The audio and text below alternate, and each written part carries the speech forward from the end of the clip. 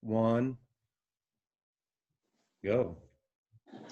Yo, what's up? Bob here with Mazzy, Michael, and Michael for the Four Corners. This is the fourth Four Corners. That's right, four, folks. Four. Over to you, Mazzy. God, I feel blessed. Four Corners number 4, and I don't have to say any more about that. We have from Louisville, Kentucky, from the Bob Bradley channel, Bob Bradley. He's below me on my frame. We don't know. To my left is Michael in Germany. To my lower left, on my screen at least, is Michael from Austin. So we got noted and archived. Michael in Germany, 45 RPM audiophile, and the Bob Bradley channel, who is into all kinds of great music and into pressings and double pressings and all that. What we're doing this week and this time is we're showcasing records that we have duplicates of. 5 rounds each. Maybe it's because they're mono stereo. Maybe it's because they're different mixes. Maybe one's an audiophile pressing. Maybe one's a different cover variant, or the track listing changes because of country or for whatever reason. A single is added or a track is taken off for controversy or something. So we're going to jump right in and share our conversation about it. So leading off with Bob Bradley, our guest, starting off with your first choice. Welcome. Thank you. Thank you. Well, guys, when I was told that we were going to do multiple pressings, I started thinking about how did I get into buying multiple pressings and where did it kind of start for me? And oddly enough, it starts right here. Bam. Black Sabbath, Master of Reality, right? So this is your standard. This is a Terry pressing on the olive green label, right? And, you know, this is a fantastic sounding pressing if you're into kind of dirgy, you know, kind of dark, fuzzed out guitar, right? But everybody knows that the ultimate Sabbath pressing is the Vertigo on this swirl, right? And you know, this is kind of the ultimate Sabbath collectible, you know, the Vertigo pressings of the record. But unfortunately, as my hi-fi system grew and became better and better, I started to realize that the standard olive pressing sounds better than the Vertigo, which is probably something a lot of people won't say because this starts at around over $100. This is UK Vertigo. And this is probably about a $30 record. So this one easily has just more drive, more punch, more clarity, and it is it's just a better sounding pressing than the Vertigo. And that's not typical of Vertigo versus US pressings. Usually the Vertigo is way hotter, way clearer, way better. But in this circumstance, I choose the olive green. Now, that doesn't mean anything. I still have to have this Vertigo pressing to be, you know, to feel complete. I have to have this, as well as all the other Vertigos for the first 4 Sabbath records. So that would be my first double pressing. You know, I have more copies, but I'm sure you do. One thing I'll say about the early olive, like 1970, 71, 72 olive green Warner Brothers records, almost every record they put out, obviously depending, but sounds amazing. The Grateful Dead records around that time, yeah, as good as they are. I mean, that's the year 70, Working Man's Dead, American Beauty, Van Morrison, Astral Weeks and Moondance beyond that. I mean, those Randy Newman records, Ry Cooder records, of course, those, that's a really good time. Any olive label stuff you get, I would say that's my first pick. Well pressed, seemingly well mastered, you know. Sure. I will say that if you have the first Dire Straits record on Vertigo, it stomps out the Warner big time. So yeah. Has there been any newer represses of the Master of Reality that stand up Um, to those? Me and Jeffrey Lee Puckett, who's sometimes on my channel, did a video for Discogs sometime back opening the new Rhino Sabbath box set. And that sounded pretty good and clean. Not quite as raw as the original pressings, I would say, but very nice if you don't have the first 6 Sabbath records. That box is very, very good. Cool. So, yeah. How's it? I think I have was it the Rhino? Was it a Rocktober or a Rhino did one? Maybe it wasn't Rocktober, but 4 or 5 years ago. Okay, I think it was Kevin Gray, but maybe not. Bernie Grunman. I don't know. Oh well. Oh, well. Okay. Michael from Austin. All right. I'm doing a jazz title.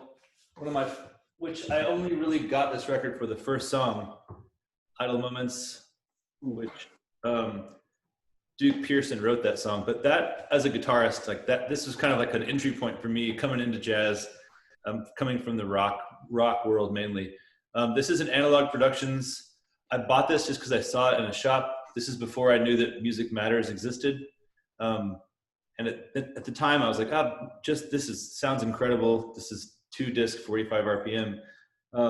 And because of guys like Michael in Germany, he's a completist of some sorts. And I'm sure, Bob, maybe you are also a completist. Somewhat. That I'm like, man, I got a lot of the other Music Matters. I got to get that one too.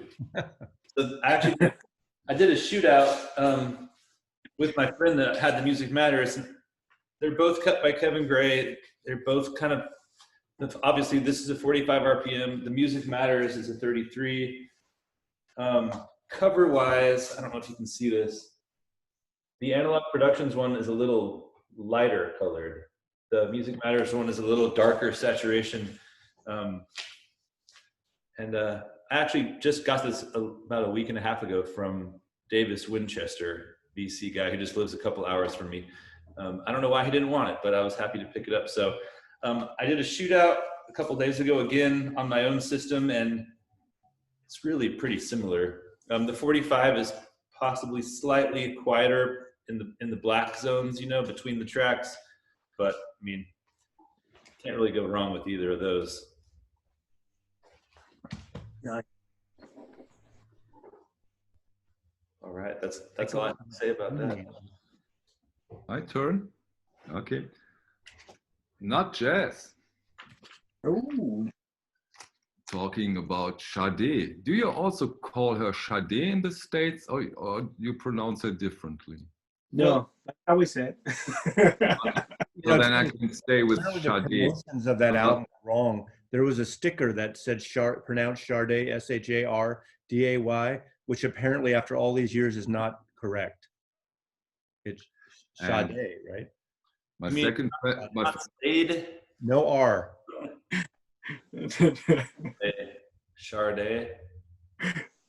So this is the original pressing I bought immediately when it came out in Germany, and I think it was last week we got the Sade box, and I compared this half-speed mastering from Abbey Road immediately with my original pressing, and it was for me an astonishing thing, because up front I was very sure that nowadays they will blow the old one out of the water, but honestly not. The original is slightly better when it comes to bass and power. Live, it's more alive. The half-speed master from today has a better sound stage, better separations, but it lacks fidelity in a way, which for me is a bit disappointing, because I thought that if they do a remaster of this recording, it would be much better nowadays than around 30 years ago. But no, it isn't. It isn't. So the box set, if you have your 1, 2, or 3 originals in your shelf, maybe makes no sense. I think they will release the single versions, and then you can put out those you haven't already. But as I said, quite a bit disappointed with this one. Were those recorded digitally, her albums, or are the first one, do you know? Does anybody know? I don't know it for sure, but in this time, I think they did it digitally. I don't think that there are analog tapes. In that time, it was very rare. I think Alanis Morissette, I think, did an analog recording, but I'm quite sure that this is digital. But it doesn't sound bad. It's a good sounding record. Don't get me wrong, both are good sounding records, but the difference between them is not so much as I thought it would be. So that's for my Sade. What year is that from? Let me see. Give me 1985. Second album, I believe, right? It's the second one. You're right. Yeah. This is the only album I have as an original and as an original German pressing, so I can't compare the others. But the first album sounds really good on Columbia. Really, I mean, that's one of those records also you'd hear everyone on CDs play in their car driving by. Smooth Operator was everywhere. Yeah, she was huge in Europe too. She was huge. Yeah. Huge. And the stuff doesn't really sound dated 80s. It has this kind of exotic feel going. So I've gone in and out of listening to her, but it just makes you feel good. And it's just, especially right now, I think it's good. I think musically you can't go wrong with her. Put it on and it's easy. It's a nice listening. Always a nice listening. Yeah. Nothing spectacular, but nice. Okay. Well, I'm going to 1967 and an album music that I just love. And it's a problematic sounding record any way you turn it. And I'm going to show first Procol Harem album. Now, everyone knows Whiter Shade of Pale, which Whiter Shade of Pale, little trivia fact, is the most played song in the United Kingdom, adding radio jukeboxes everywhere in history. The most played song is Whiter Shade of Pale. When the album originally came out in the UK, it did not have Whiter Shade of Pale on the record. It wasn't part of the album. And in America, it came out like this. And the problem with this, it was rechanneled for stereo. And there was a mono version that came out in the States. And it was, it's really rare. You never see the mono record. But it's not a great sounding record. I mean, some will say this is one of the first prog records, but it's not really a prog record. It's really pop psychedelic. But it's so great with Gary Brooker's kind of white, blue-eyed, soulful voice. But this is probably the rarest of this album. And this is when the tapes went to Italy. This is an Italian-only pressing that is in mono, and it's theoretically one of the best-sounding pressings. And of course, they did this pink tint, which some people thought it was blasphemy, but I mean, it's pretty cool for 1967. Actually, this came out in '68 after the original album. Again, it does not have Whiter Shade of Pale on it, and the track listing for all three, the UK, the American, and the Italian, are different. Only the American has Whiter Shade of Pale. This adds on Il Tuo di Monte, which is them singing in Italian, Shine On Brightly, which was actually on their second album. So they stuck this on here. There's rumors I keep reading about this and I've researched it for years because I looked for this record for about 15 years. And I finally found it about 5 years ago in Long Beach, California. And of course, when I get back, like 3 months later, I find the record again, just in a local shop. But unfortunately, it's well played, both of these copies. But the rumor is that the master tapes, this is the only master tape recording for mono, which really surprises me. And people will argue about that fact all the time.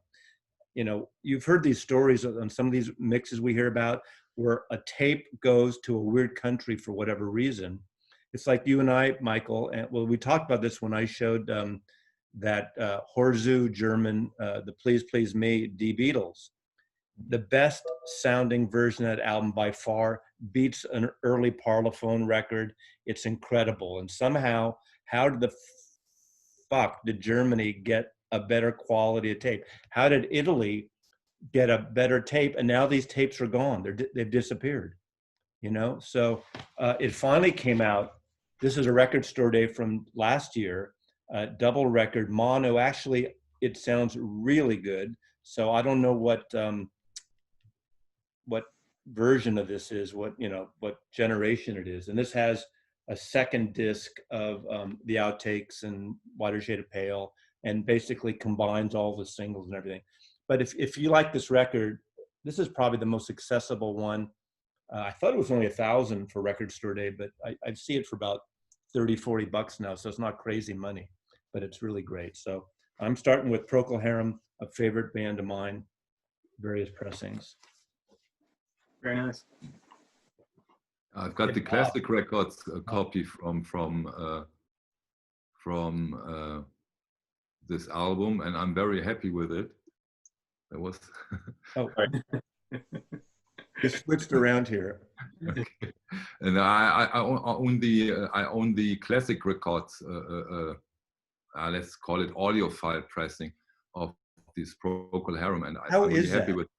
It's, in my opinion, it's gorgeous because they also put in 45 round per minute 12-inch from Whiter Shade of Pales, and that sounds fantastic. Yeah, fantastic. Is that? So I've been curious about that because that's like out of my reach now too. And I mean, they did do. I wasn't going to show this, but this is the 50th anniversary they did of just the record of the song Whiter Shade of Pale. You know, of course, it's on the original Fly. They were originally on Regal Zonophone in the UK, which is kind of like a label from the 1930s, I believe. But it's a great EP. So, I mean, it's such a great song. It's one of those cliche songs. Yeah. Whenever you make a movie about the 60s, you put Whiter Shade of Pale on. But that, you know, and it's been, you know, lawsuits about that for years because of who wrote the organ part. Matthew Fisher plays the organ. It's like second only to the Led Zeppelin lawsuit with Spirit. It keeps coming back to rear its dirty head. So anyway, Mr. Bradley. Perfect segue, Mazzy. I'm going to stay with, you know, me searching for the ultimate pressing of a record. I don't think that there is a proper, real audiophile pressing of this record out. Now, some people would disagree, but I know for a fact that it is the last one to come out, remastered by Jimmy Page, was digital. Zeppelin 2, RLs, right? Robert Ludwig mastered copies, right? 3 of them here. In my opinion, the Monarch pressing is the superior pressing to the RLs. I have one. It stomps the others into the dirt mercilessly, okay? That said, I searched and searched and searched for this thing. I wanted an RL for so long. I'd heard about it. People told me about it. Oh, the hot stamper is the RL. You know, I'm sure you guys are familiar with what is it called? The Better Records site? Is that what it is? The guy who sells all the hot stampers. Hot stampers, yeah. Yeah, he scratches out the dead wax so you don't know what it is and all that. He does the legwork for you, whatever. $100. But I heard, you know, these things, yes. These things had been, you know, I'd been learning about that, and I thought, I've got to get an RL. So I bought the Monarch first. I think I paid $50 for it. And then I found 2 other RLs, $6 a piece at separate times. You know, what are you going to do? But the Monarch still reigns supreme. That said, you know, Melinda Murphy just found an insanely clean copy of Zeppelin 2 at what we call here in Kentucky a peddler's mall, right? I don't know what you guys call them, but the thing about the Zeppelin 2 record is it's hard to find a clean original copy. It's insanely hard. These records were partied on, you know. People treated them not so kindly. Like I said, I had a remastered by Jimmy Page copy on loan, and decided that it wasn't exactly what I wanted to hear. So I have not purchased that. I'm still waiting on an all analog. Did you not like it? I just thought it just left me flat, kind of flat. You know, I didn't think it was as dynamic as it could have been, you know. Maybe a little bit sterile for me. I almost picked Led Zeppelin 2 to showcase today. I was going to show that the plangent one, or the one Jimmy Page did, and I found a couple years ago classic records of that. Oh, yeah. For like $35, and I didn't know what it was until I got it home, because I hadn't, I'd purged that in the 90s, that record, and that sounds pretty amazing. But I don't have an RL. I probably did before I knew it was an RL back, Sure. Yeah. But, yeah. Wasn't Robert didn't he get in trouble from someone from like kind of hot rodding his lathe, trying to get back in the everybody knows the story is they cut it super hot. The CEO of the record company, his daughter has a cheesy record player. It's making it skip. He tells them to tone it down. They do, and the RLs become super rare and hard to get. So Ahmet Erdogan. Yeah.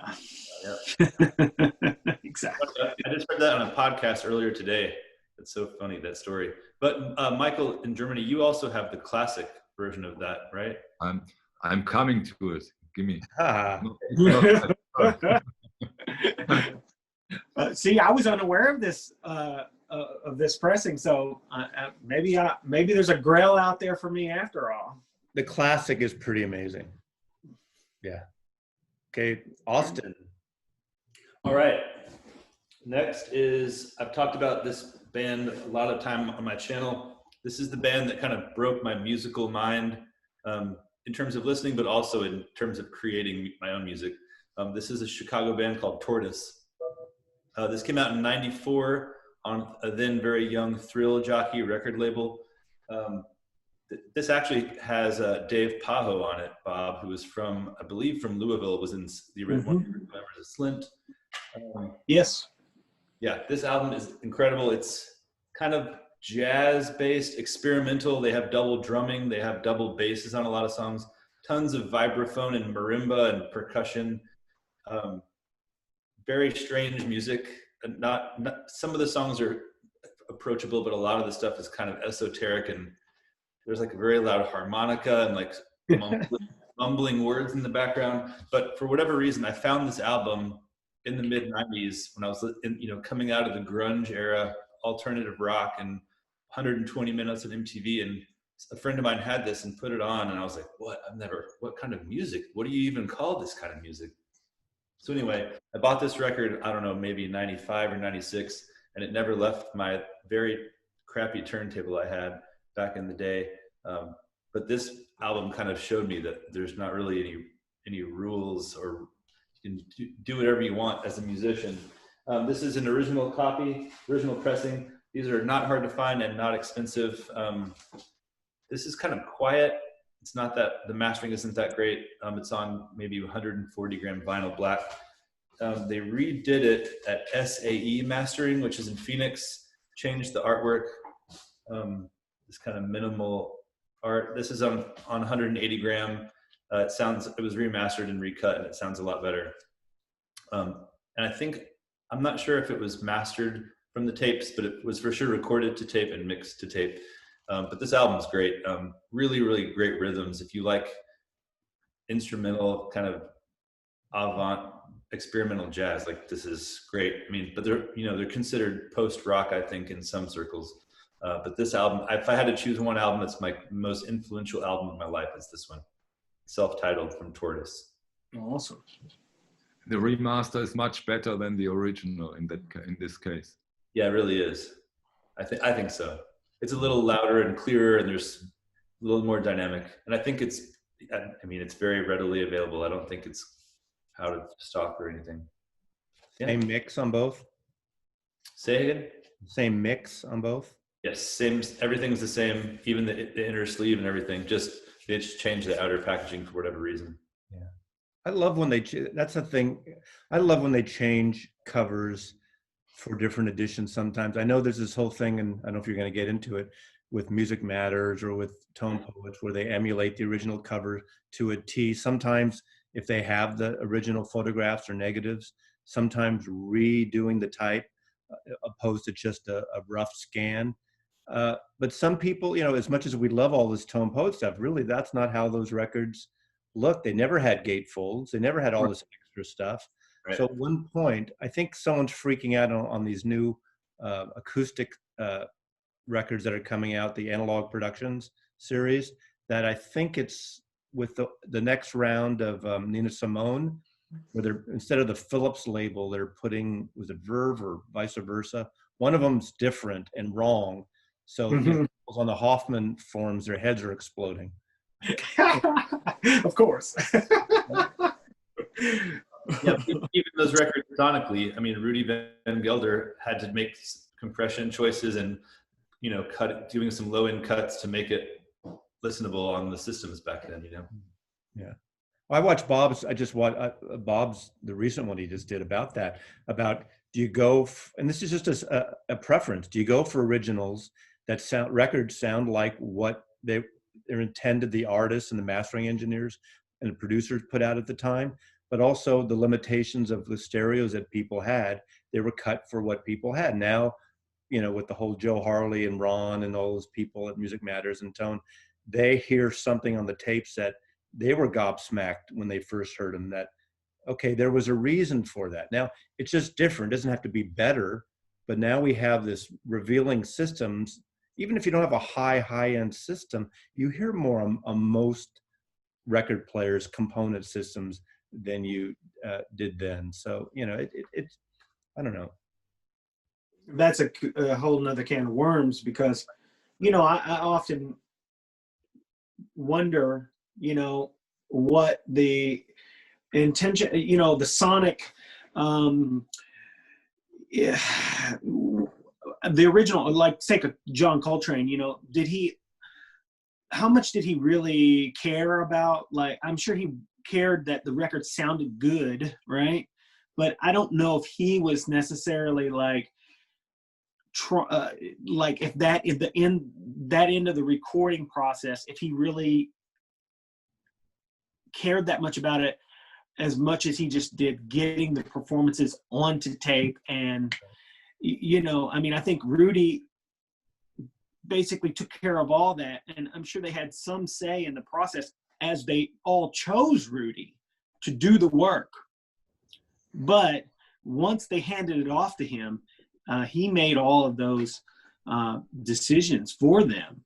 And of course, these days, the material is basically, to the point to where these are historic recordings and almost public domain in a sense. Obviously, they're not, but at this point, you have all sorts of people making sonic decisions about these recordings that have nothing to do with the original artists. They don't consult the families or anything of that nature. They do what they think is best. Right. And that's what we get, So it's really interesting, because as a musician, and I'm sure Michael will tell you this as well, you're never ever 100% happy with a recording once it's done. And if you give a musician the opportunity to revise his work, it'll basically go on forever. It'll never stop. It's like there's always going to be some cringe-worthy thing that's like, oh, if I could have just adjusted that one note right there. Oh, what, we can do that?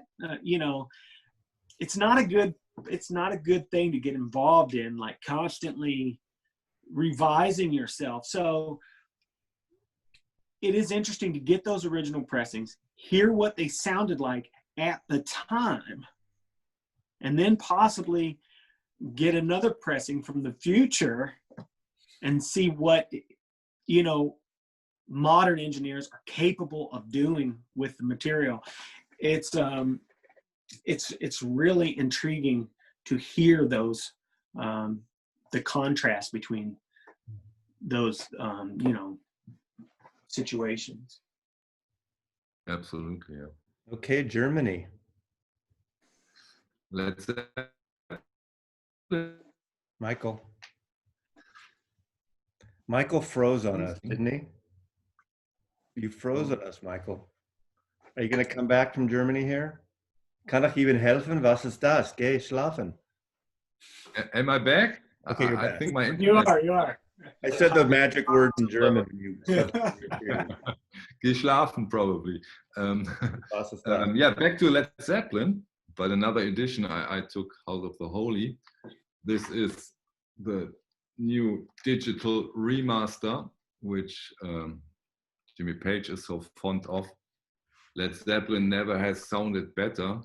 I have to disagree. I think mine are what I have are the classic records from Led Zeppelin, because I'm not able, I'm not willing, and don't have the time to go through the dead wax and go through, how do they call it, Messi? Thrift stores. So Thrift they stores, car boots, yeah. So they sound antique terrific. malls, charity shops. In my opinion, these classic records, they sound terrific. And although they are also a bit pricey nowadays, I think, and I'm quite sure, that these are the last analog pressings of Led Zeppelin. I think everything that came out after these classic records are digital. Jimmy Page doesn't seem to care about analog.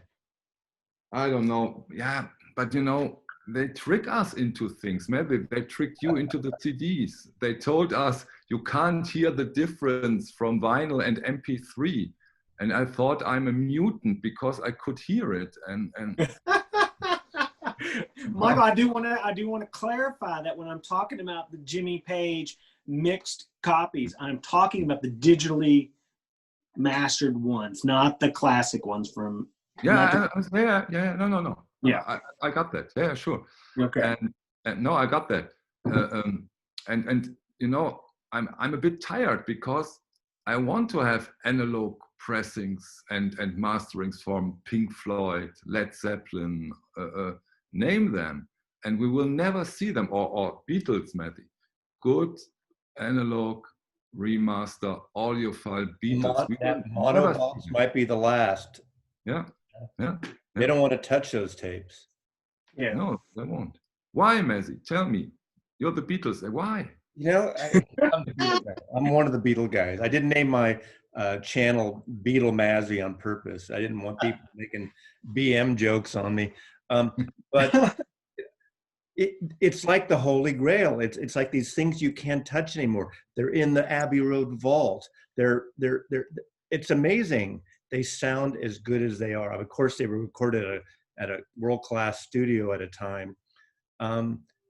But, you know, I remember when that, again, we're getting off the track a little bit here, but after the black stereo box, I went with a friend. There's a high-end hi-fi store in San Francisco, and Capitol Records, Universal, would have these listening parties. And they had a listening party of the stereo vinyl box. And people were there was like 50, 60 people. They probably sold 40 boxes there that night. And people loved it and loved the sound. And I met the guy who came up from Capitol, and I was asking him about the mono. And he goes, oh, we just got the test pressing of the mono, and we're going through that. It sounds fabulous. And of course, right after that, again, going back to the Hoffman and the brouhaha of Michael Fremer, people started freaking out first in America of the pressings of that stereo set.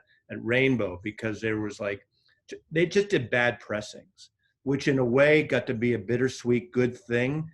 But so people who wanted the stereo box were better off getting the European pressings, as at Palace or Optimal, I forgot where it was pressed, but they were actually better.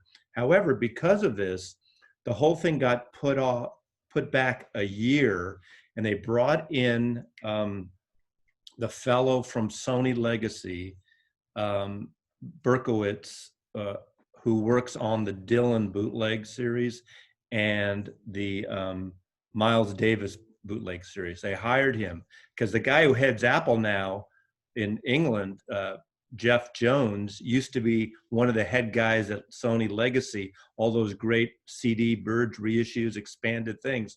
They knew that. So they went back and they did the master tapes of the mono box. They finally went back. It's amazing they got them to do it. Michael Fremer was involved, listened to it. They went back and did it. And of course, now everyone goes crazy. They were available for 4 years. They didn't sell out right away. Of course, now they're over $1,000 for a box, you know. But it took the stereo fuck ups from Rainbow to all of a sudden to shake things up. Hey man, we better do this right if we're going to do this, and they did. And I don't know what Jimmy Page has, what his beef is with. I think they don't have the original tapes anymore. I think they. Isn't the rumor the Classic still has the original tapes? Yes, which is right. Yeah. That's a rumor. Yeah. Did Grundman do all those Led Zeppelin classic? Mm-hmm. Yeah. Anyhow, but what comes to my mind when you say those are the holy grails, they don't touch them, honestly, then they are worthless. They're in the vault, deteriorating, and in 100 years there's nothing. I don't know about deteriorate, but you're right. I mean, it's kind of like, these guys that have a shitload of money buy the guitar that John Lennon did on this, or buy the guitar that Led Zeppelin played at, wherever it was, and they have it in their vault. Well, if you can run the tape to Blue Train, or you can run the tape to, a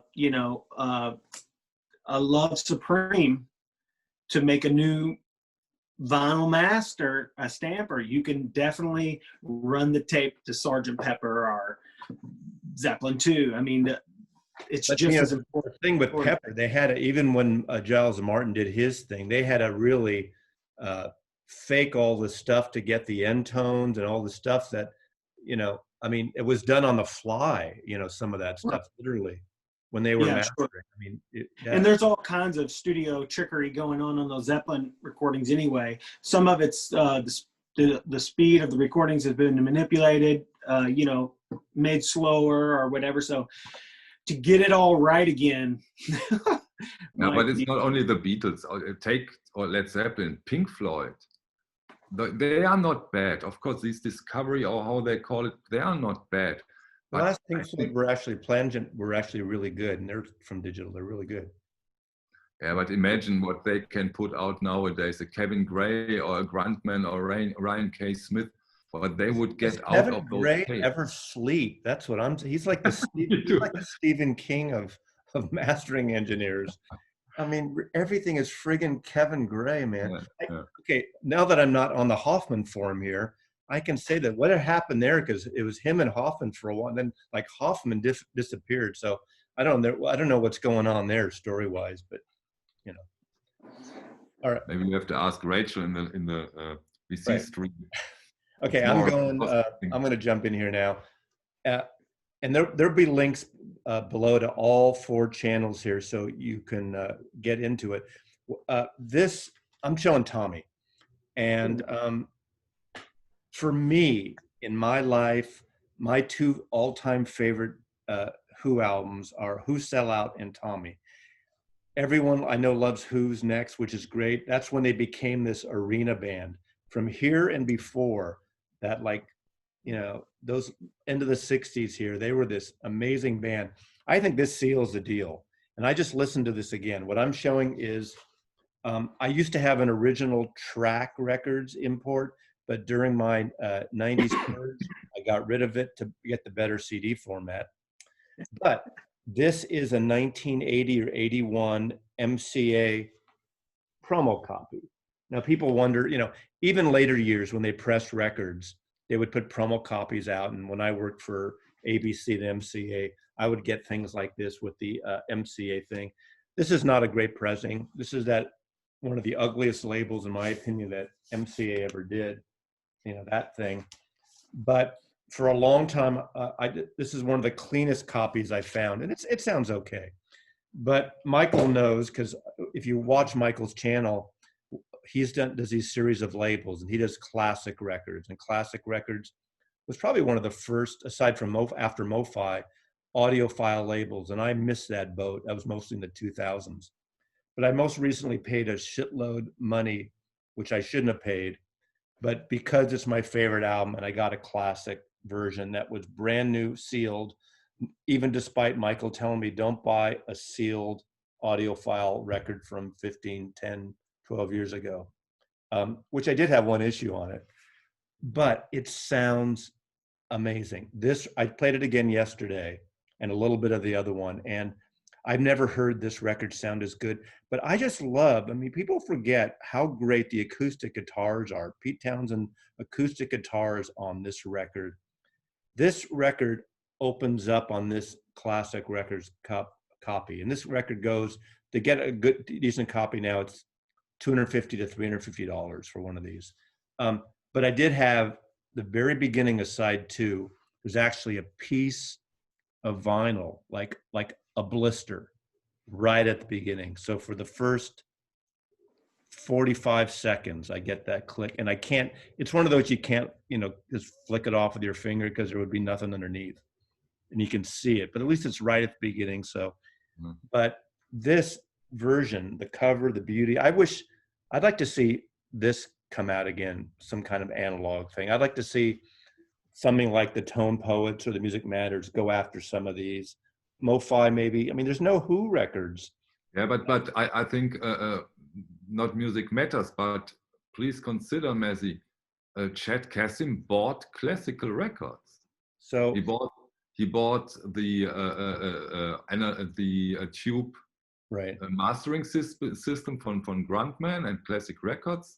He owns all of. But Pete Townsend obviously doesn't give a shit or won't let him do the rights, which surprises. Maybe obviously he's got hearing issues, but what an incredible sounding record! Every song on this.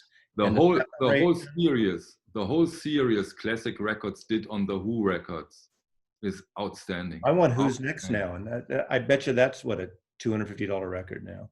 Yeah, but there is, for example, there is a best of. It's a mono best of the Who, and it's around 30 euros. So, and it sounds gorgeous. Yeah. Okay, we're back now to Louisville. Yeah. All right. So pick up from record show, is that what you guys call them? Record shows? That's what I call them. Record fair. Record shows, record swaps, record fairs. Yeah. Record peddlers. Undercurrent. Bill Evans, Jim Hall, Undercurrent, right? Then they came out with this little sucker here, the Mobile Fidelity Sound Lab Silver Series version of the record. I don't know much about the MoFi stuff. I really, I see them around. I've seen them around for years or whatever. I don't have a lot of them, and I thought, well, this is cheap. This is cheap enough, and I think this is the most beautiful cover of all time. Probably got one on the wall up there as well, and I think this was $27, and I got it, and it doesn't quite sound as good as the OG here, which is on this United Artists Jazz label, right?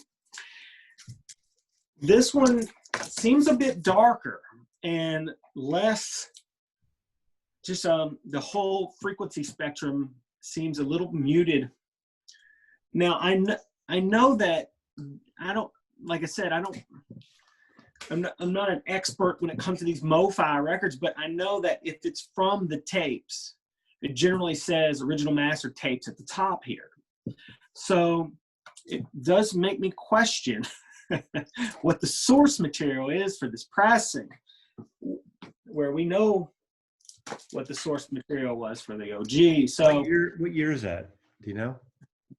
This one? What year did the album come out? Oh, I do not know. Early 60s for sure. I'm going to open this really slowly. Nah. Hold your ear. I'm thinking early 70s, no? Late 60s? There is no date on this anywhere. I don't know. I can tell you that this MoFi, the undercurrent MoFi, is considered as one of the worst MoFis in It's not that great. It's not that great, you know. When I like it, by the way, but I can't compare it to an original other pressing. If you only listen to this one, it's okay. Right, yeah. If this is your only exposure to the record, you're going to be fine. Mm-hmm. But it seems muted to me, and that's you know, I was trying to, you know, take the plunge into this audiophile pressing, you know, and then I was left flat, and I thought maybe this isn't for me, you know. The whole wrong one. Yeah, I just picked the wrong one. Yeah, exactly. Yeah. I just double checked. It was 1962. Yeah, I was going to say, yeah, 62. And going back to kind of echoing this, this is one of Bill Evans is one of my favorite jazz pianists. This is one of the first Bill Evans records I bought. Michael, I bought the Pure Pleasure version, and every time there's a chord that's like in the lower register to the mid-low register, it always kind of distorts. And I was like, man, this pressing is just not good. And I got also, they reissued the silver label one from MoFi, and it's still there. It's not quite as chunky, but I also just like, it's maybe just the actual tape wasn't that great, so it didn't matter. They just did it from a digital, who knows. But the music is great. The performance on the recording is great. Fantastic. And you don't really see covers like that. No, it's really, really nice. Mazzy, do you know the photographer on that one? I did, and I can't remember now, because that's one of those things they picked up from it was an art photograph, obviously, and they, you know, there's certain labels. Remember, CTI used to always do that. Used to use these Pete Turner photographs and stuff. Obviously, ECM. It's like getting stock stuff. I mean, it's about those great, rich photographs, you know, type of thing. I love that cover. That's so surreal, and I love, you know, the whole surreal avant-garde. And totally untypical for this period, isn't it, Mazzy? Very. Yeah. I mean, you're trying to sell records in, and like, what the fuck? I mean, you go into a record store and you see that. I mean, what am I buying here? This is like, it's like a painting, but it's a beautiful. That reminds me of sort of 80s semi-commercial photographer stuff you'd see on like the Von Oliver designed 4AD stuff, and in that, and I love that surreal. It looks like a Cocteau Twins cover or something. You know? Yeah. Or the Smith. Yeah, no, Smith did those stock shots of the cover artists, actors, and, you know, Morrissey's gay themes of actors who were in cinema. That remembers me on that one, on this one. Yeah. All right, Germany. Austin? Yeah, me. Austin. I'm sorry. Sorry, when you went off, Michael. shifted around. Get it together. My neighbors decided to move a bunch of stuff. So I was trying to mute it. When I unmuted it, I hit mute video, so I apologize. If y'all don't follow Bob, pause this video, click the link below, and open a new tab, subscribe on that. He just did a whole shootout on the OG Coltrane Quartet ballads and the new Acoustic Sounds You and Me series. I do not have an original, so Bob can help me here on this. This is a 2003 Speaker's Corner, single 33 RPM. It's fantastic. The one difference I noticed is the ink color on the interior. This is like kind of like a soft chocolate brown. The texture is black, but this is all kind of like, you can't maybe not really tell, but it's like a soft kind of suede color. And for the life of me, I spent probably an hour and a half trying to figure out who mastered this. There's no etching in the dead wax. Speaker's Corner on their website says they have 5 different mastering engineers. On the Hoffman forums, there's no clear answer. People think it was Kevin Gray, but there's no, on Discogs, it doesn't say. So if anyone knows, I'd be curious, let me know. So that compared with the brand new one, actually, no one on the VC's been talking about this. It's weird, the new acoustic sounds. I won't go into that, but of course, with this jacket, you see there that all that ink is black. It's just so clean, the high contrast, beautiful. So the jacket, this got to give the edge to the new one. Sonically, I've played them both back and forth a few times the last few days. There's not that much of a difference sonically through my system, at least. This one maybe is a tad bit deeper in the low end, get a little bit more richness in the low end, but negligible. And if you just have a mediocre to middle system, it probably doesn't really matter. But anyway, Bob, what were your notes on just like a brief Cliff Notes version on the OG? Sure.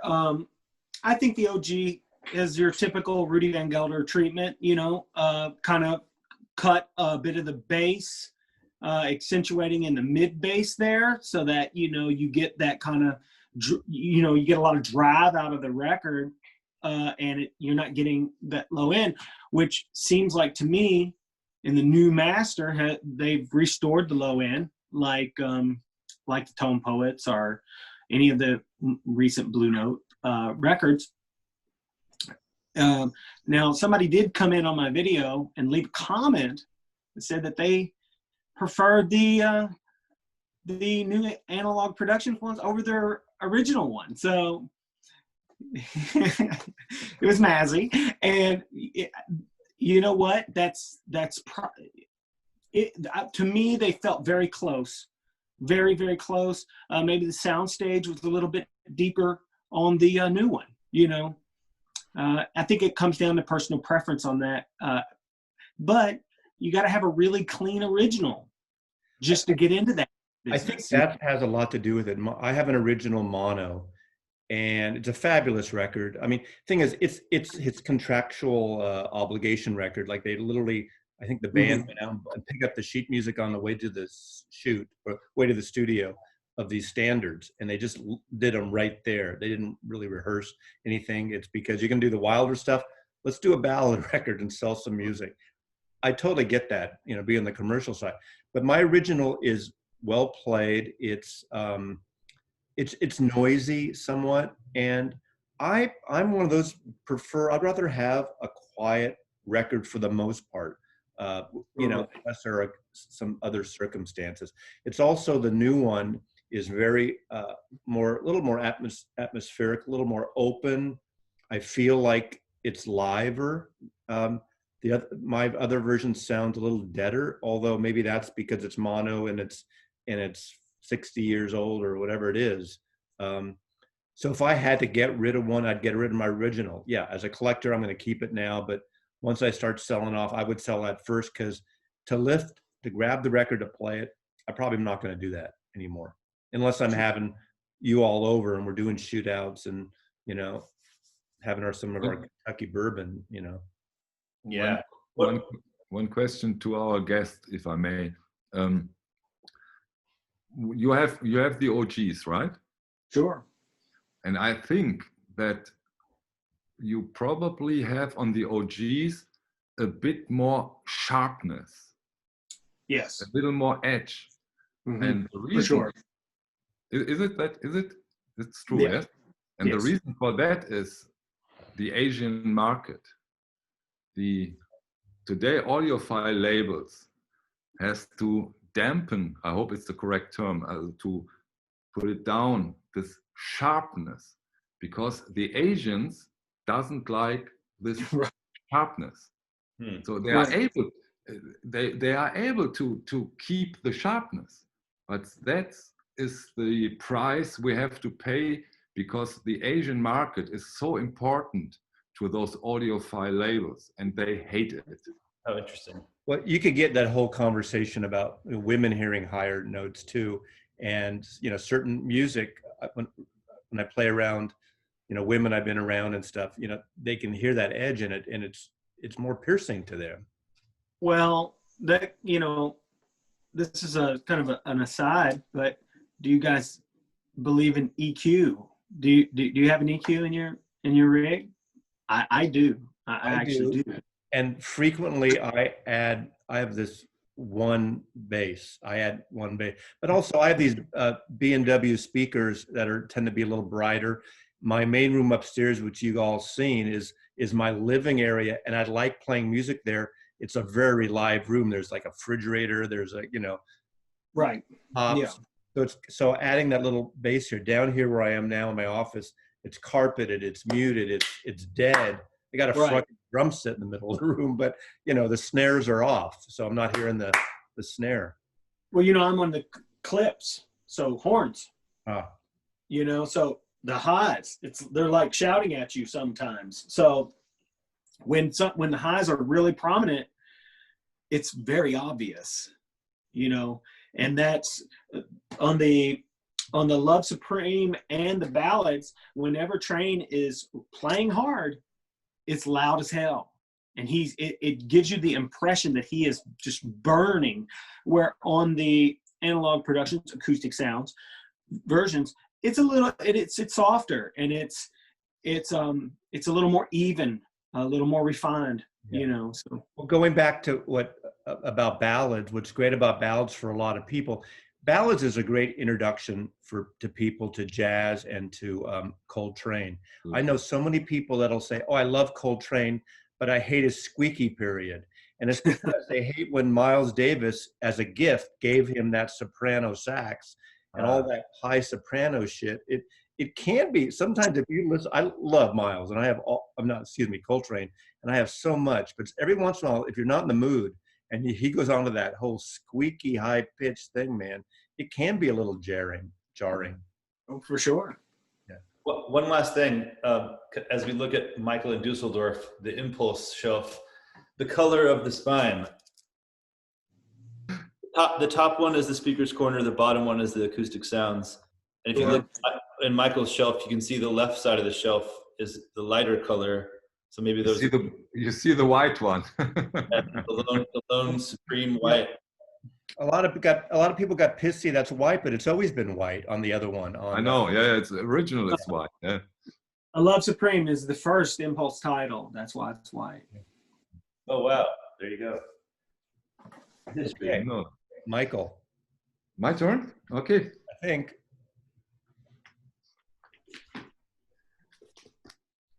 Again, Mr. Bill Evans. I took out the Electric Recording Company editions, and this time this is the stereo edition, and this is the mono edition. And this is also sometimes the reason why I buy 2 copies of one record. It's not that rare in the jazz scene, and especially when it comes to the Electric Recording Company, that they put out the mono and the stereo version. And this always is an extremely interesting listening to get into the difference between mono and stereo recordings, because they both have their advantages, and you really know the music after you have listened to a stereo and mono edition. And that's, I really can tell everybody that try that one out, try and listen to mono and then the stereo version. It's so interesting. Doesn't matter if it's the Beach Boys or Beatles. Try it out if you haven't already. Very interesting. Is that wide? Is it very wide stereo on that particular recording? I think I have a cheapo copy of that. That's one I need a better copy of. The difference is striking. Of course, you're absolutely right. In general, you have a wider soundstage. Of course, when it comes to the stereo editions, it opens up.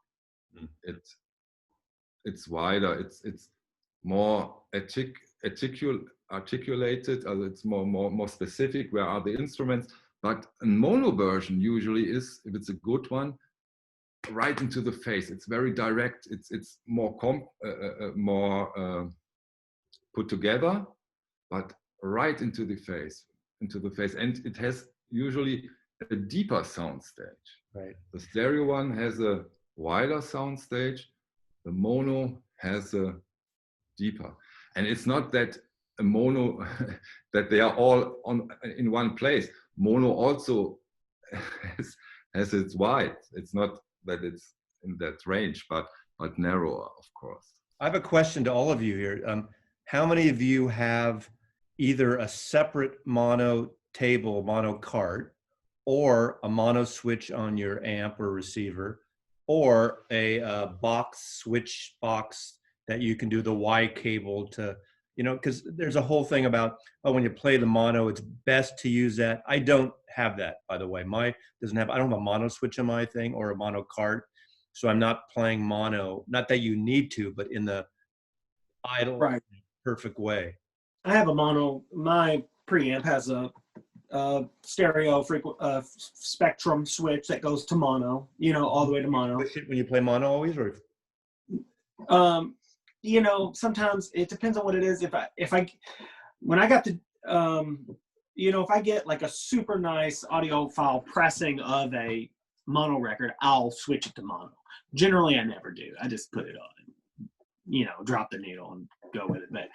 But I do have it, and I could, and you know, it's fine. It's it maybe makes a bit of a difference if you have it actually switched to mono, you know, because it's just summing the stereo field, you know, to the point to where it's in both speakers. That's all. You know, it's not anything critical. Michael, do you have a mono card, or do you switch to mono? Which Michael? Texas or I'm sorry, Germany. Well, Germany? Not now, because legally change your names. Kyle. Well, you know, let's say you have a cartridge for $1,000, and in my opinion, it doesn't make sense. You have a $1,000 stereo cartridge, and then you buy a $500 mono cartridge, for example. Listen with your stereo cartridge. It will sound better than your $500 mono cartridge. I'm sure. Different. Yeah, you're right, Messi. And that's the danger when it comes to high-end audio. Different is not always better. It's right. Different. Exactly. It feels better because it's different, but it's not always better. And so if you're completely through with your system and say, no, that's it, then you can start and think about another X thousand euros or a dollar. That's a whole it's a deep dive we could go into, but yeah. Austin, what about you? My integrated amp has a mono and stereo selector, and I usually switch it for like jazz or classical or something older stuff, nicer audiophile stuff like Bob.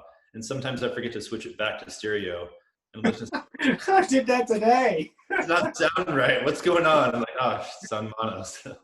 Yeah. Okay. You know, Michael, that happens to me a lot when it comes to the electronic avant-garde. Some of them are 33 and some 45.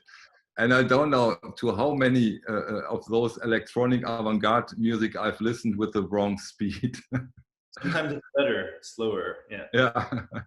I did that with the Tom York Flea album, Mock. Like the first 2 weeks I had it, I played it at the wrong speed, and I didn't know the difference. You know. You like it? Huh? I did that with a Fripp record and thought, man, this thing's wild. Sometimes you can't see it. It doesn't like call it out that this is 45 or something. It's ridiculous. All right, I'm going to 1986 now.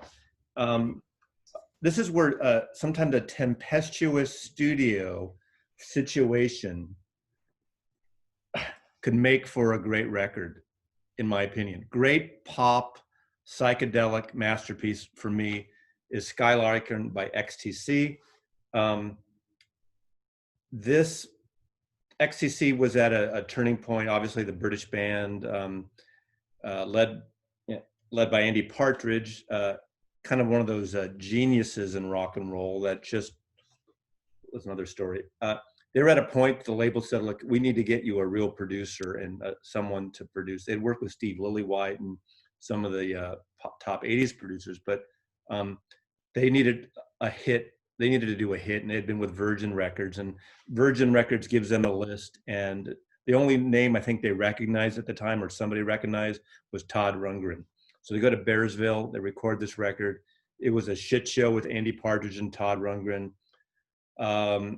Anyway, this is my original copy, which is a promo copy I got from my Warner Brothers friends. It was on Geffen Records. This record sounds fabulous. This version of it on Geffen. There's a song that became an MTV hit and somewhat got some controversy, song Dear God, which was taken off the album before it was released, and for a lot of conjecture why. And then it was a B-side of a single. Of course, like all the FM stations started playing Dear God.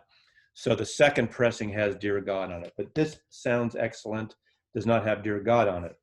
Cut to a few years ago, 2017, they do this box set, and all the records are remixed by Steven Wilson, who does the surround.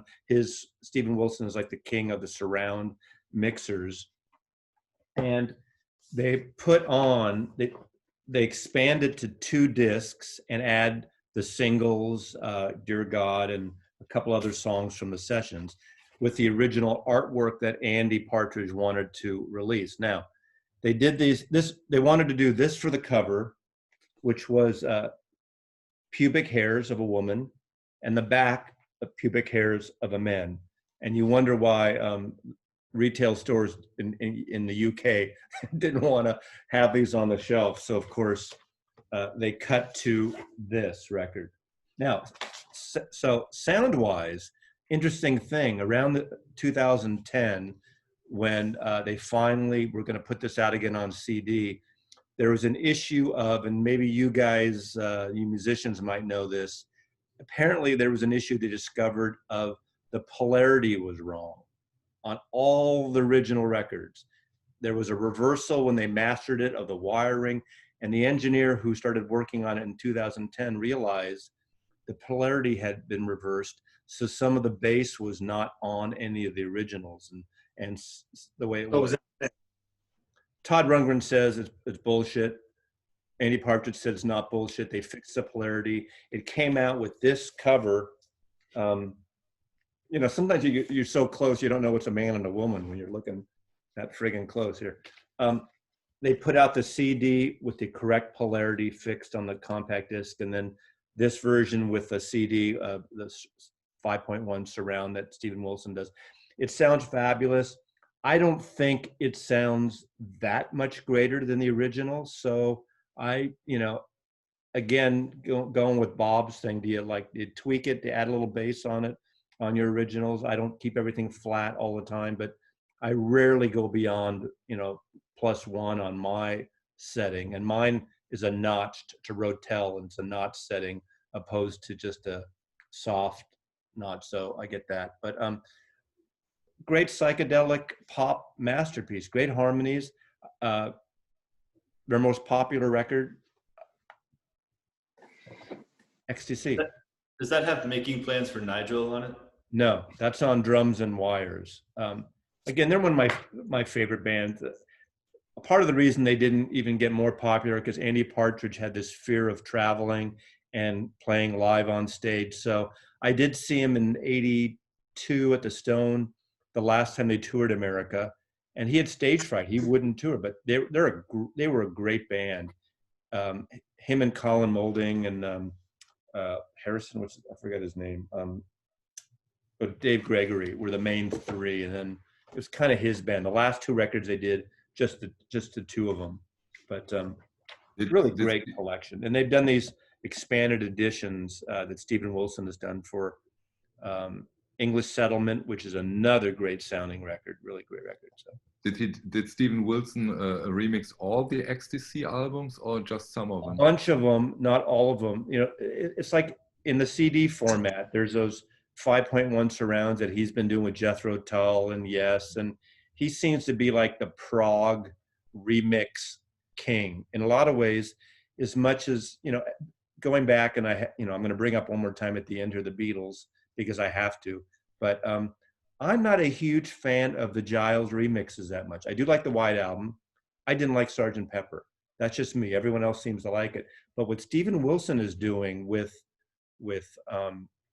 King Crimson and Yes, I kind of wish he would be able to take those and do some Beatle remixes, because I think you don't like him. You don't. No, I like him. But it's always a bit Steven Wilson. It's his set. Yeah, there's a signature maybe.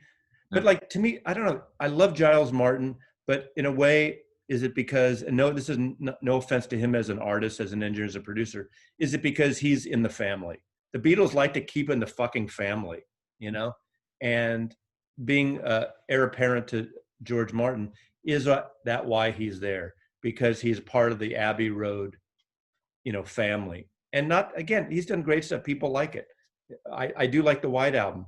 Abbey Road, I could take it or leave it of the remix, but that's, you love it, don't you? I do. It's okay. I like a good with Pepper. Abbey Road's my favorite Beatles record. Yeah, I get it. See, I was one of those people. Everyone always, goes gaga over like Pepper. You have to get the monos, the way the Beatles intended.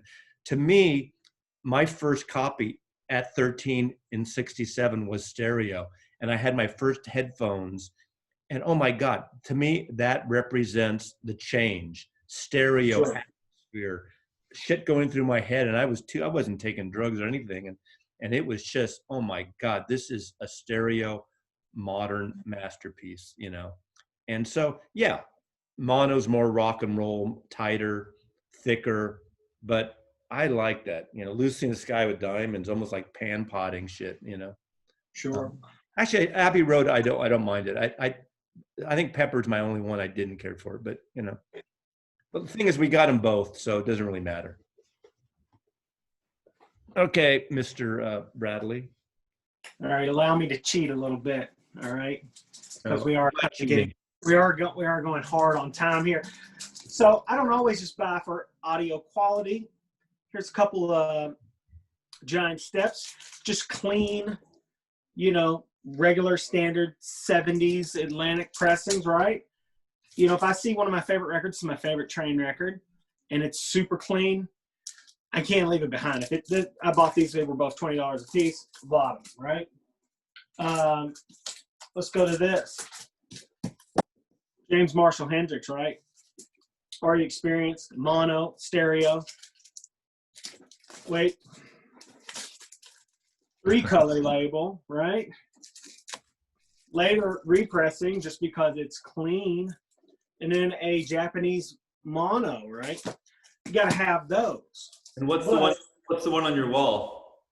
The one on my wall is also a 3-color that I found at Karma Music in Indianapolis for $5. How do you like the Japanese pressing? It's very nice. Very, very nice, actually. But what I really want to talk about is this.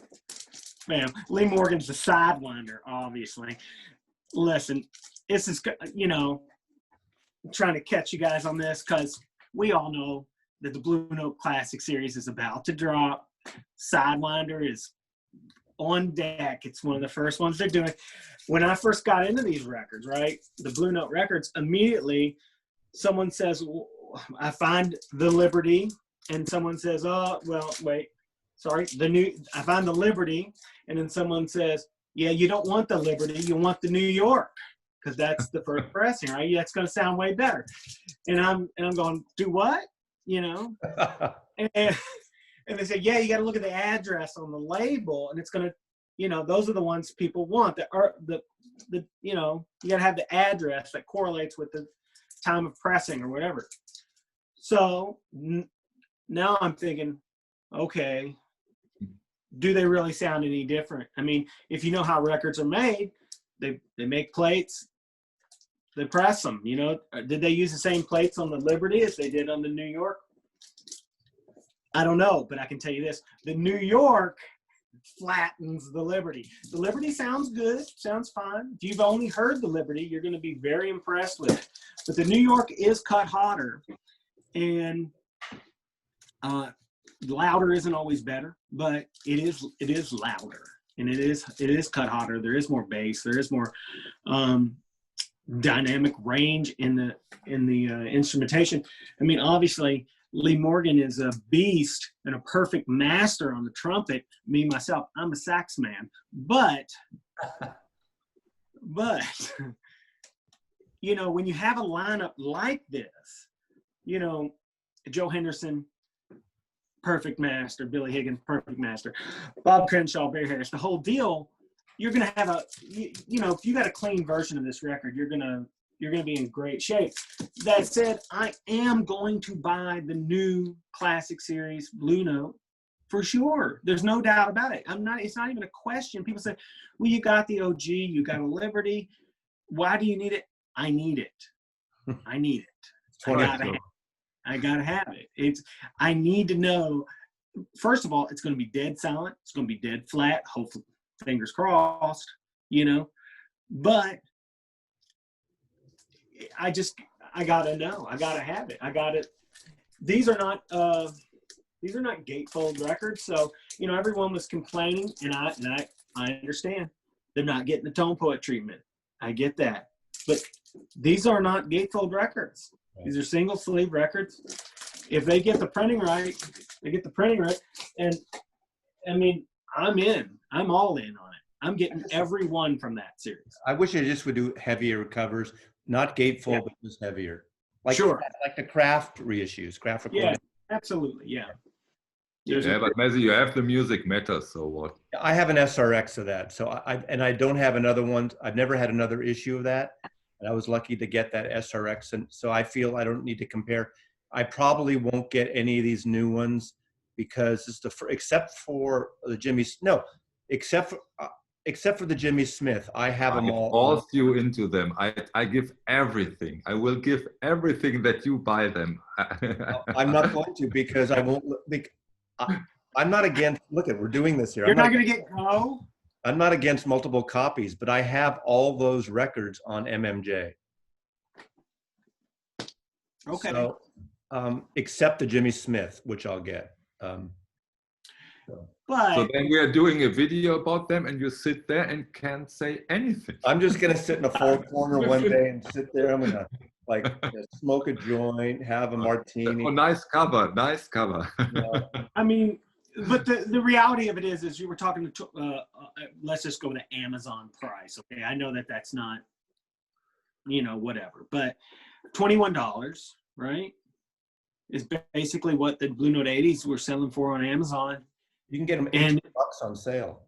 Right, and we're talking about, you know, Wayne Shorter. We're talking about hopefully Blue Train at some point. We're talking about Lee Morgan and Moaning.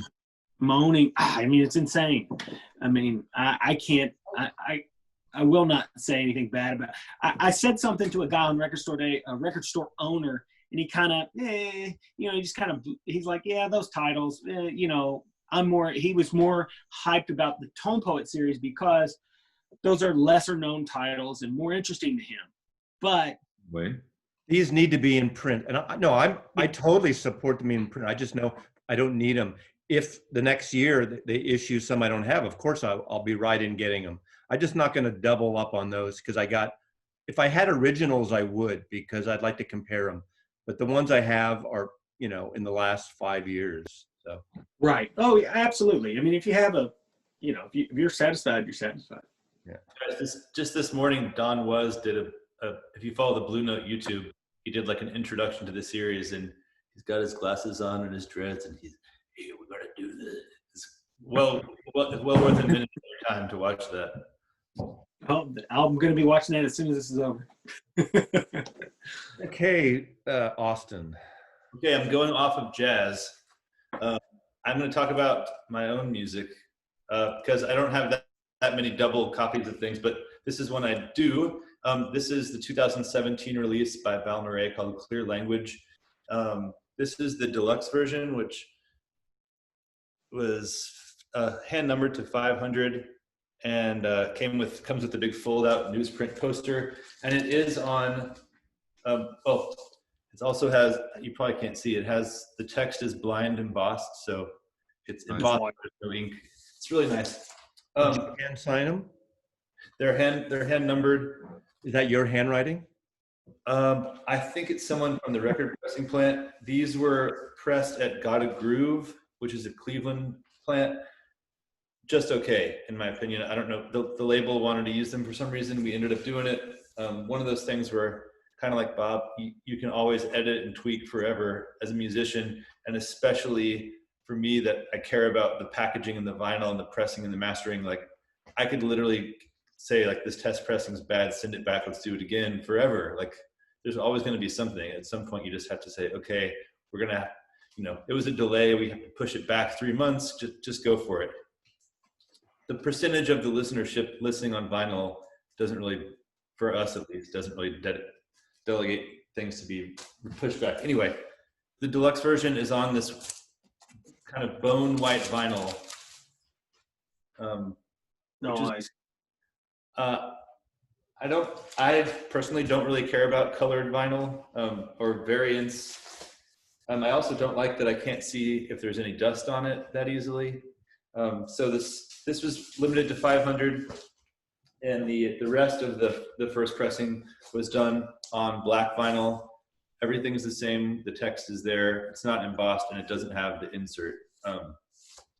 The black kind of jumps out a little more out of the speakers to me. I don't know if that has to do with the physical makeup of the white. Yeah, but that's a big discussion always. No, does colored vinyl sounds not as good as black vinyl, or ever going on discussion? That's sort of why I wanted to choose this one. I always will go black if I.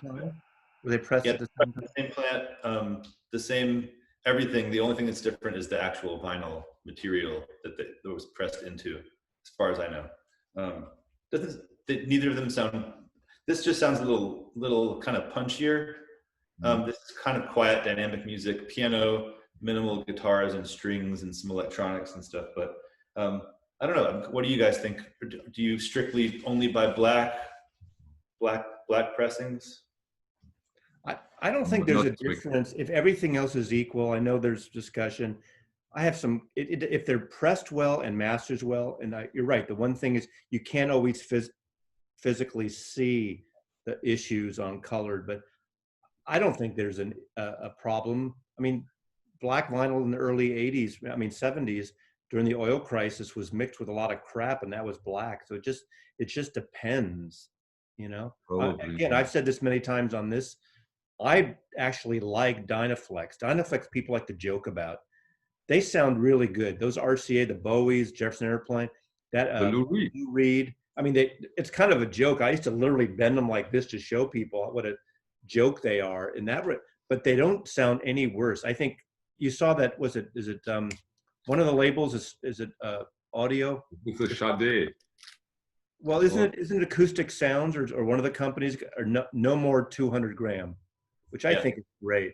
Analog Productions. There's Analog Production. They're stopping 200 gram.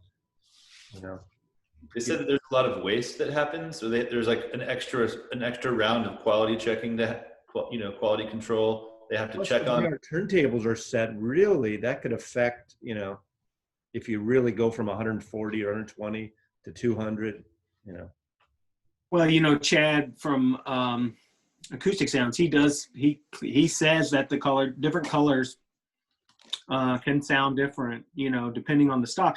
And if you've ever seen one of the UHQR records, those one steps, I was part of an unboxing on the Hendrix one, and I'm in a room full of audiophiles, and it's supposed to be this ultra pure virgin clarity vinyl. It's like a trademark thing, and we cut the box open and when the vinyl is revealed, it's like kind of it's like a white kind of translucent vinyl, and these guys' hearts just dropped because they're like, colored vinyl, and it's like, no, wait, that's not colored.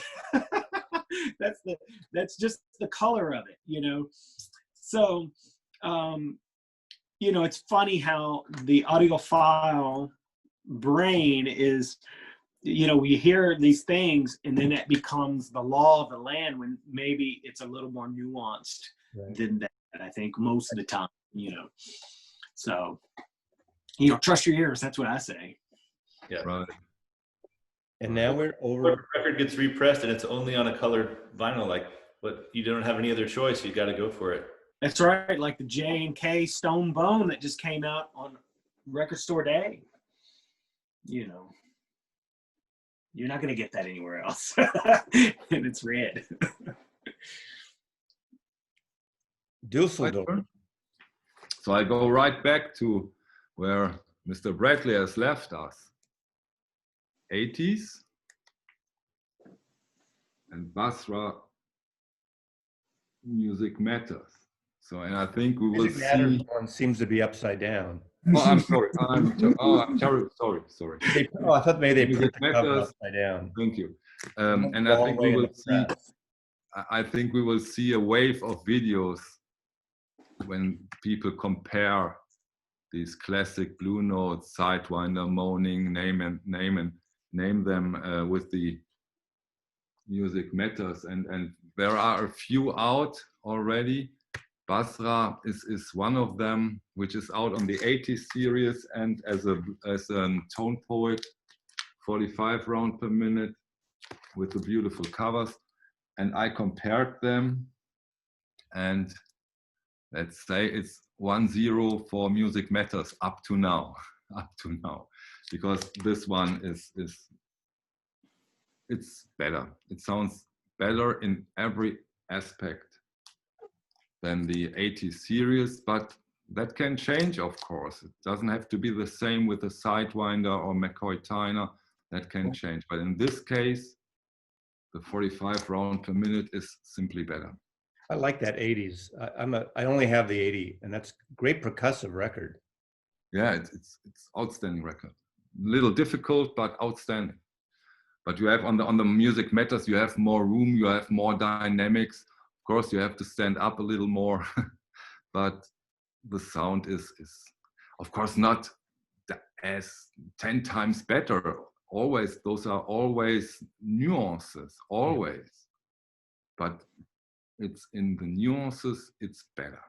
And they're pressed at different plants too. Does that have anything to do with it? Probably. The 80s are pressed over here in Germany at Optimal. And this is another very, very strange thing. I don't know who said it. I've heard it in one of the VC comments that they do it as an 80 series because they press them here in Germany, and then they can widen their base here in Germany. But that's okay. This would be logical, but it's completely crazy because they press them in Germany, ship them over to the US, and then Michael in Düsseldorf orders them, and then they ship them back to Europe. That's ridiculous. Yeah, I wonder why they chose Optimal for the. I have no idea. Maybe they gave him a little deal. Probably. Yeah. Probably. Bob's got it. But I've been seeing Optimal kind of pop up more and more recently. And I know they also do a lot of the jacket, and they can print. They do the paper printing. They do a lot of book printing too. There's no payola in the music business. Yeah. Okay. I'm going to do my second to last one, and I'm going to leave any indie hipster cred I have is left on the table here. And I'm going to show one of the great sounding records in my collection, an original, and then acoustic or analog productions. And it's the song that every baby boomer sees on Pledge Night on PBS every week. But Peter, Paul, and Mary. Now, the kid laughs. The kid laughs. Of course they do. I dig rock and roll music on here, but it opens up with Rolling Home, Leaving on a Jet Plane, a John Denver song. Now, this record is produced by Milton Oakham, who produced all these early Peter, Paul, and Mary records. And it's a fantastic sounding record. Albert Grossman basically put this record together to to sell Bob Dylan songs, essentially. He brought the group together. If you've seen the Coen Brothers film Inside Llewellyn Davis, it's kind of loosely based on that whole like scene and story. But this is the 33. I know Michael has, I don't know if you have the 45 or anything. This is, I would say this could be the best sounding record I have in my collection. Unbelievable. More than anything else. The acoustic guitars on this, it's, first of all, it's got Paul Winter, remember the Winter Consort in the 70s, kind of like kumbaya kind of hippie jazz kind of stuff. Paul Butterfield is on here. Harvey Brooks, one of the great session bass players at the time, who played with Super Session with Steve Stills and Al Cooper and that whole New York scene. I tell you, every instrument you can hear separately and it flows really great together. I put this record on, and I'm not one of those, you know, one of those old analog type of audiophile guys that wants to buy a record and put on just because it sounds good at a audiophile show, the same fucking Diane Krall records and everything just because. Now, I like Diane Krall records, but you know, there is a bit of that snootiness that people like to dump on audiophiles, which I'm not in. I touch my toe in it, not, you know. This is a great record, so fuck you if you think it's not hip enough for you. It sounds credible. Just a little side note, you know why they call it's funny. They're dressed like in roaring, you know, the Roaring Twenties kind of outfit, yet the album's called 1700, which would make no sense, but this is the Warner Brothers catalog number 1700. That's why it was called that. So I thought it has something to do with Bonnie and Clyde. well, that's the thing. That didn't happen in 1700. So Right. incredible sounding record. If you like great acoustic guitar, nice bass, not heavy-handed in any way, great harmony vocals. Fantastic record. You're right. Check that out. I've never heard that. You have to, Michael. You will love it. You will love it. Well, it's very acoustic. You like acoustic-y, you know. I usually have to change out of my black when I play that record, you know. So, put on a tie-dye t-shirt or something, you know. Butterfly collar or something. Okay, Bob. Is this the last record? The last round. Okay. Well, let's stay in the same vein as what Mazzy's in now. Oh, no, I'm sorry. Guns N' Roses, Appetite for Destruction. That's right. Regardless of how you feel about Axl Rose, one of the most intense and extreme frontmen of all time, as far as I'm concerned, okay? Yeah, I see you over there, Mazzy. I know you get your opinions about Axl Rose, but here's the deal. I'm not opinionated at all. This is the audiophile reissue of the record. You know, it's pretty fancy. It's, you know, it's got the Robert Williams artwork, real nice and big, right? And it sounds good. You know, if you're in the Les Pauls and the Marshalls and, you know, that kind of thing, you know, you're going to like it. And I do like it. It sounds great, right? But when I hear this, the OG, right? Or this, with the artwork that most people are more familiar with. This is how I remember the album sounding. This is what 1987 sounds like to me. And when I put it on, that's what it happens.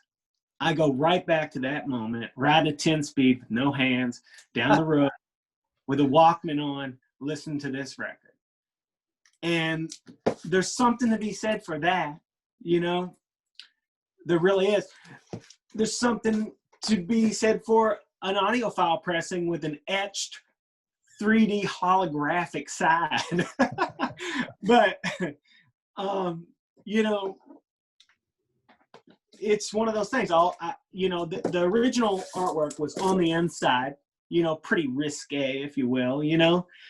No, you know, it's a pretty controversial. They threw that out right away, right?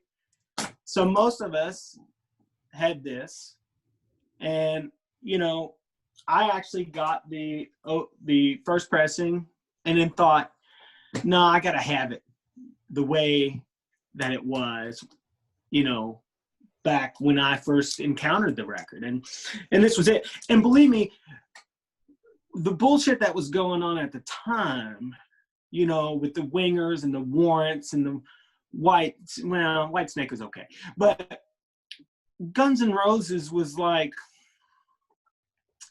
you know, kind of the death knell to that stuff on a certain level, you know. I mean, don't get me wrong, they wore some makeup too, okay? But they definitely had a harder edge about it. I mean, after all, the tune on this record called Rocket Queen actually has a track of Axl Rose having sex with a woman in the vocal booth, okay? This is you know, it's some outsider stuff ultimately, and a lot of you know,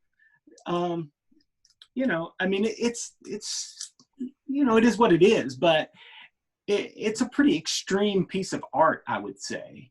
And these guys, you know, it's iconic in every way. I mean, they only have really 2 real records, and they go out and tour and they sell out everywhere they go. But those pressings, the OG sounds really good. You know, they took a lot of care when they pressed that thing, and the Audiophile one sounds equally as good. I mean, Who mastered the Audiophile one? Do you know that? Do you know who mastered the audio? I have no idea. Let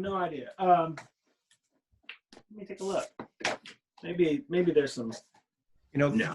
Bob said something really important. I think what you said, it's so important that some of these preferences, like me talking about Abbey Road and not loving Giles Martin, even though I think it's interesting and fun, I've heard those records for 50 years. I hear Sgt. Pepper in stereo for 50 years. Hearing this thing he does where something's there that I've never heard before is jarring. Now, as an anthropologist, it's kind of cool to pull it out and hear another version. That's why if I'm going to listen to that, I'd rather listen like Michael and I sent Michael something of the Escher tapes from the White Album, the demo stuff, which is not fucking with the original thing, which again, Sure. I'm not sacrilege. I don't mind hearing that, but it's all baked in. Like, I don't know that record. I mean, I've heard it that you just showed. Yeah. So if I put that on, I wouldn't have this preconceived a stereotype of what I'm used to. That's Right. important on any of these. Yeah. One last thing. I'm going to cheat again, guys, but you know how it goes. No problem. Mazzy showed maybe possibly the best sounding recording in this collection a second ago. And I just got one that I think is maybe, I was going to show it on my next video, but I'll show it to you guys now. I think this thing is in the running, and I put it on and it floored me. And it's right here. This is the Neil Young mastered from the tapes Harvest that's you can get, and it's out now. I have an OG, obviously. It sounds fine or whatever, but when I put this on, I never really cared much for A Man Needs a Maid. I mean, what the hell is that? I'm like, this would have been a perfect album if not for that tune. And then it comes on. It's great. And it's like, oh my God. The orchestration, right? It's insane. It's like, this is incredible. I mean, it's super quiet. And I mean, it's just, when you're a guy like me and you know the sound of instruments, the P bass on this record is as P bass as you're going to get.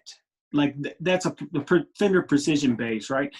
And it has a particular sound. And when you put this on, you go, holy shit, God, man, that is as P bass as it gets.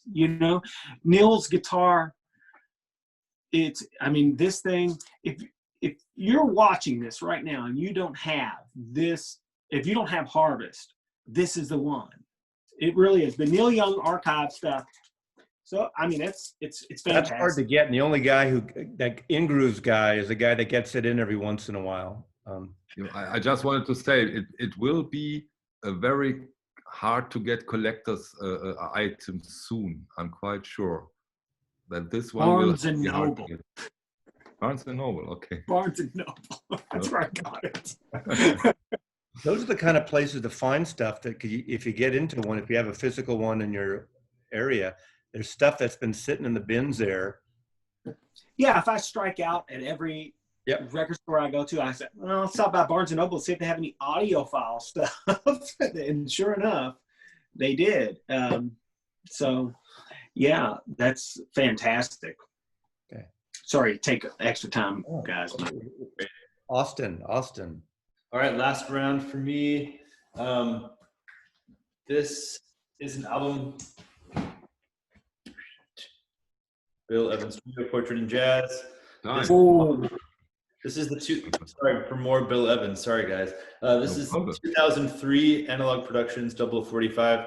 So 2003, that's pretty early on for Analog Productions. And I finally found a copy. The cover, as you can see, there's like pretty heavy ringware on one corner. It's okay. The vinyl is near mint. It's great. And I searched high and low and finally found a good clean copy. And about maybe 2 weeks later, they released this. So these are both, the first one, this is cut by Kevin Gray and Steve Hoffman. Sounds incredible, beautiful. The jacket is somewhat flimsy, but it is glossed, and you know, Analog Productions sometimes puts both the records in one single sleeve, which I'm not a fan of, but whatever.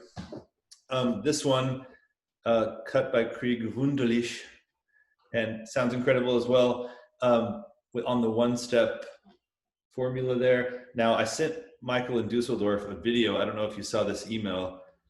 I put this on. I hadn't opened it because I used to just play the Analog Productions one. I'm like, man, I need to open this. I want to do a comparison, doing some research for this video. And I put down side A, and what comes out of the speakers is the first song on side A of Stevie Ray Vaughan's Texas Flood. So, I mean, when did this come out? Almost 2 years ago now or something? To what? And so I just opened it. I bought it from Music Direct, and there's a guy there that I've talked with customer service. I sent him an email, and I made a video, showing the label, showing me dropping the stylus, and you hear from the speakers that Strat tone coming out. And like, I'm sure somehow the stamper got mixed up on one of the batches. This is number 1043. And so I took a picture of the dead wax and sent him the thing, and he said, oh yeah, we made extra copies of that side, and they sent it to me. So that one was correct. So now I don't have to listen to Stevie Ray Vaughan on side A, and side B, go back to Bill Evans. But obviously, if any of you have any of these, the one-step boxes there, they are not cheap, and they sound incredible, and they're just, everything is so beautiful about everything about them. So I've been staying away from those. And they always skyrocket immediately once they're fully gone. So will you keep both versions now? Yes, I will. And the only other, I'm not sure if this was done in any other way, in an audiophile way. Analog Productions, of course, has the Riverside box set, which includes this, but that's out of reach at this point. But I mean, they both sound great. This is actually cheaper than this one now, which is funny. Really? Discogs, yeah. But which one do you like more? What do you think? Which one is the better one? I listened to this twice through, so I haven't had to spend enough time with it, I don't think. I'm kind of used to this one. But can't go wrong. You can't, that's true. My last turn? Oh. Am I right? This is less space on the shelf, if that's an issue. Always an issue. You work your way around it though. I don't get it. So again, with Analog Production, maybe you know that record, probably have heard of it. And this is the 45 round per minute Analog Production. And you know, sometimes when you think it can't get any better, it gets better. And then again, you buy 2 times the same record, but on different pressing. This is the SRX version, and I needed it because it's better. Silent, dynamic. What can you do? Iconic album. And that's coming out on the classics next year. Probably, yes. It is. It's June. That's a June release. I think together with Idle Moments. But I'm not sure. He already has the dates memorized. He's getting the records. But he don't get them at all. I'll tell you why I know this. I tell you, because I literally yesterday I got assigned that album for my Blue Note 4100 series. They finally got me off of, No, you don't do it. no more No. Horace Parlan for me. Yeah. No Horace Parlan for you. I've No, I done can't two Horace accept that. Parlans. I did that record, I taped it, and I mentioned in my video that it is coming out. I have an SRX too. So I mentioned that record. I love that record. And it's a great, easy entrance to jazz, and especially jazz guitar. And it's such a bluesy record. It's so cool. So that's why I know about it. I'm not getting it, Bob, but I want all my friends to get it, and they can get it for $20. Then get some and give it to your friends. Yeah. Hey, Michael, I have a question about on the SRX stuff. I don't have any of the SRX myself. The vinyl formula they say is Baraka P-Dub's done the flashlight thing. It's similar to the one step in terms of the formula at I think it's identical. I think it's identical. You know, And there were a few Music Matters records that were not SRX, but by accident they got pressed SRX, and you can see it. There was people on the forums because they were holding it up, and I forgot what record it was last year on the forums there. But there was one record I guess they had the stuff set up, and they did a pass of something that wasn't SRX, and sure enough, and they confirmed it with MMJ, and actually MMJ was actually surprised. I think that this strange 1 hour available desire from Bob Dylan, Messi. I know. Instagram is where is that, man? Don't look at your emails. You see someone post something on Instagram. Yeah, I think that this also may be on that vinyl. I can't imagine otherwise, of course. Well, I tried to get the Desire that came out last year, and it went out of print. So I just happened to see that the other day, like Thursday or Friday, and I just went for it. Then it sold out that night, 1,000 copies. So. Okay, I'm going to close out with the phrase, there's always a Beatle connection. And as Bob would say, coming in at boom. Imagine we missed a tour, the songs from the ill-conceived motion picture were only a few songs that were on an EP in the United Kingdom. In America, we had actually a full album, which I would argue is probably the Beatles' best psychedelic record. Great record. Even more than Pepper. But the one I'm going to say, and this is again an education for Michael in Dusseldorf, we're going back to the Horzoo label. And he laughs at it because apparently Horzoo is like a friggin' department store chain in Germany. No, Messi. No, sorry. Oh, Horzoo a magazine. Is a German television magazine.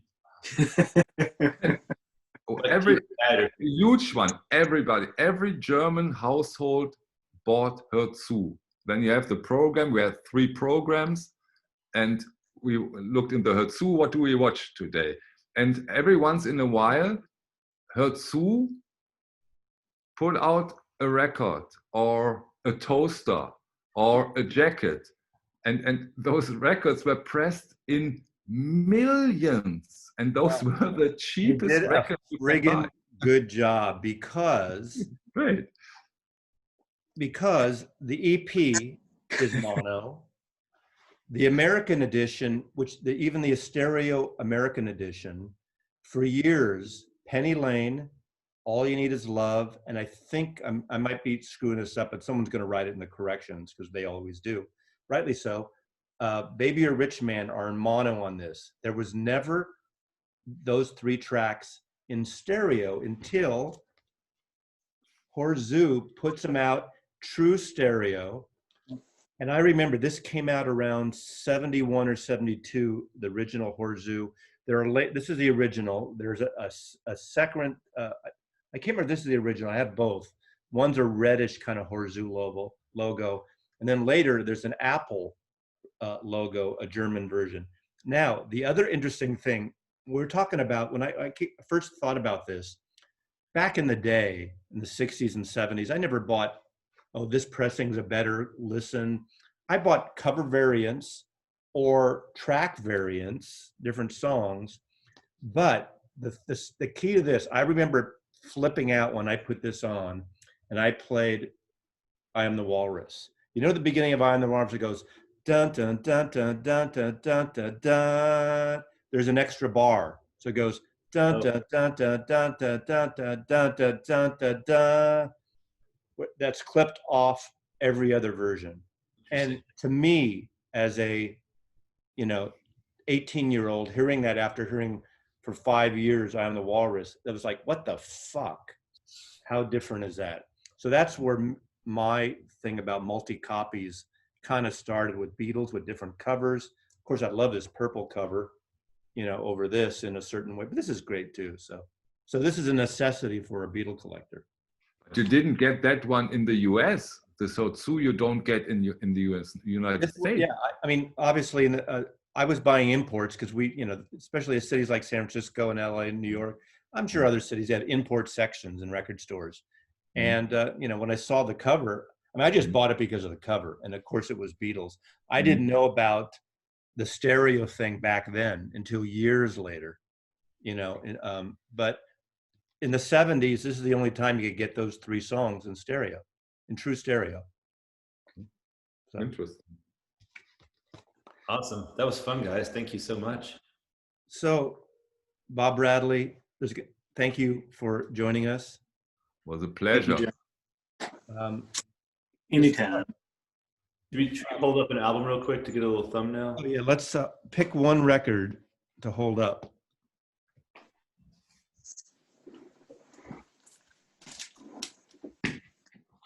Hold it a little closer, not the woman from last time. Oh, sorry guys, I was moving. All right, we got it. Michael's he'll retouch it and fix that, take the silver out of my beard and everything.